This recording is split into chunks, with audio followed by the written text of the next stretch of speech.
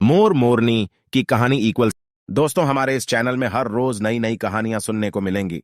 यह बहुत ही ज्ञानवर्धक कहानी है, इसे जरूर सुने। कहानी है एक मोर और मोरनी की। इससे पहले कि आप हमारी कहानी में खो जाए, चैनल को सब्सक्राइब करना ना भूले। चलिए कहानी। लेकिन रानी बार बार जिद करती है और कहती है कि आपको मुझे बताना ही पड़ेगा कि आप क्यों हंस रहे थे। अगर आप मुझसे सच्चा प्रेम करते हैं, अगर आप मुझे अपना समझते हैं, तो आपको यह बताना पड़ेगा कि आप क्यों हंस रहे थे। अब राजा बड़ा ही धर्म संकट में पड़ जाता है।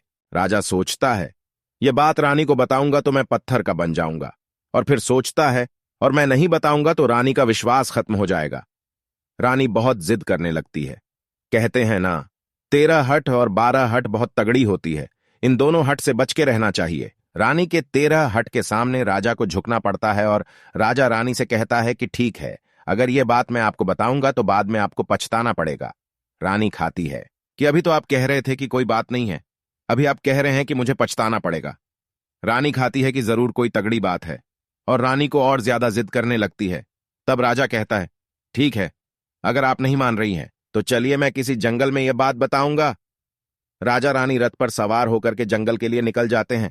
जैसे ही वह घनघोर जंगल में पहुंच जाते हैं, तब राजा सारी बात रानी को सुनाने लगता है।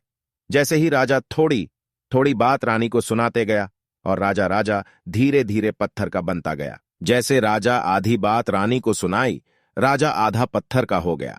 राजा फिर रानी से कहता है, मैं धीरे धीरे पत्थर का बनता जा रहा हूं, बाद में बहुत पछताओगे।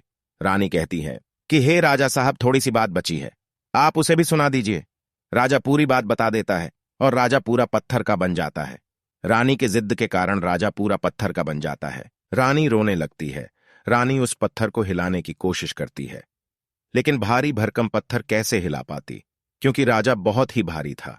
राजा पत्थर का बन जाता है, और उधर रानी सर पटक कर रोती है, छाती पीटती हैं, विलाप करती है, और किसी जीव जंतु से सहायता के लिए गुहार करती है। इस सब कहानी को मोर और मोरनी देख रहे थे।